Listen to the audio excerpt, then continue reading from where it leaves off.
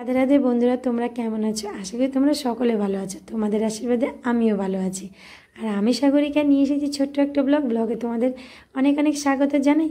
আজকে আমি অনেক দিন পরে ব্লগ দিচ্ছি, কারণ একটু নানান কাজে ব্যস্ততায় আর শরীরটা একটু খারাপের জন্য আমি তোমাদের এই চ্যানেলে ব্লগটা দিতে পারছিলাম না কদিন ধরে। এই জন্য মনটা খুব খারাপ লাগছিল। মানে কাজ করতে করতে যখন একটা কিছু কারণে থেমে যায় না, তখন মনটা সত্যিই খুব খারাপ হয়ে যায়। কিন্তু কিছু করার নেই, পরিস্থিতি আর সময়কে তো মানিয়ে নিয়ে চলতেই হবে বলো।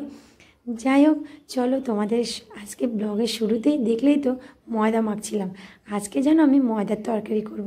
ময়দার এই তরকারিটা মায়াপুর নবদ্বীপ খুব বিখ্যাত একটা মন্দিরের রেসিপি। সেখান থেকেই আমি দেখে আমি ইউটিউব থেকে ভালো করে দেখে তারপরে আমি রান্নাটা স্টার্ট করেছিলাম। প্রথম একদিন করেছি, আর আজকেও আমি তোমার দাদাভাই আর আমার বাবানের বায়নাতে করছি।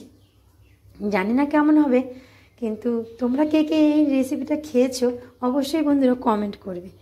আর আমার কিন্তু খুবই ভালো লাগে, আর আমাদের বাড়ির সকলেরই খুবই ভালো লাগে, তাই আমি এই রেসিপিটা প্রায়ই করি। আর এদিকে দেখো, তোমাদের সঙ্গে বকবক করতে করতে আমার কিন্তু প্রায় কাজ সব হয়ে গেছে। আর এদিকে দেখো খেতেও বসে পড়েছি।